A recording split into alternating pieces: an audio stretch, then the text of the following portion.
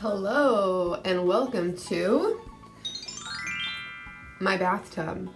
What am I doing sitting in a bathtub, you might ask? Well, my question for you is, why aren't you sitting in your bathtub? Hi! These are yours? Oh no, outtakes. Hi! I'm sitting in the bathtub because I'm here to talk about some tips for finishing a novel as part of our National Novel Finishing Month, aka NaNoFinMo. Get it? My name is Marya and I am one of the program directors at NaNoWriMo, and I've finished a couple novel drafts and a bunch of short stories, and that doesn't mean that they're 100% perfect, it just means I've gotten to the end of the draft. And so basically I'm an expert, now I never have any trouble finishing ever. Just kidding. Every time I'm writing anything, it's the same struggle again and again.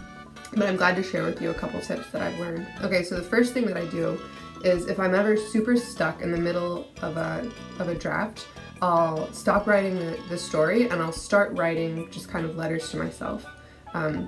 Sometimes in a notebook. Lately it's been in a notebook every morning. And so I write about why I'm stuck. And you might think, well, I don't know why I'm stuck. That's why I need your help. But if you start writing and you start listing ideas, or maybe it's this, maybe it's that, if you let yourself just kind of free write for a while, you'll probably come to the reason why you're stuck. And it's different for different people. Maybe you'll realize you need to, schedule your time better. Or for me, it's often something like, I'm stuck because this character doesn't want anything, and so there's nowhere for them to go. So then I go back and I go back to my planning and I plan out that character a little bit more. Second piece of advice is, speaking of letters to yourself, one thing that happens to me when I'm writing is I get to the middle of the draft and the shininess wears off and I start thinking to myself, this story is so stupid, no one will ever want to read it, you're wasting your time, just stop. And that's just this ugly inner critic voice that pops up, and it happens all the time. And the more you write, the more you learn how to hear it and then say, oh, I know you're just that terrible critic voice, and then ignore it.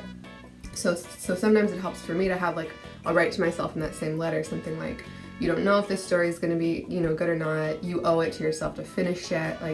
You can't decide something's terrible when it's in a draft stage. There's no way to tell, you have to finish it to find out what the story actually is, and you owe that to yourself and your story. 3, speaking of not worrying too much about this first draft, one thing that I've learned to do is to be okay with switching things up whenever I feel like it in the story. So one of my novel drafts started with one POV from a certain character. About a third of the way through, I was like, I don't want to do this. I'm going to try out a different POV. Then I tried out a different main character. I have characters that have switched genders and ages and names and roles in the story kind of halfway through, where one scene before they were somebody named Abraham, and now in this scene they're named Fran, and they have a totally different backstory.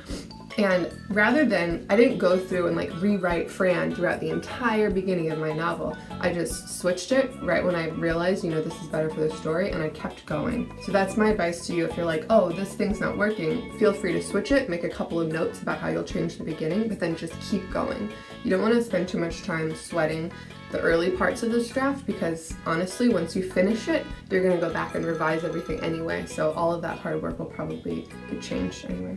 I hope those NaNoFinMo tips were useful for you, and I hope that you reach those 2 magic words, the end.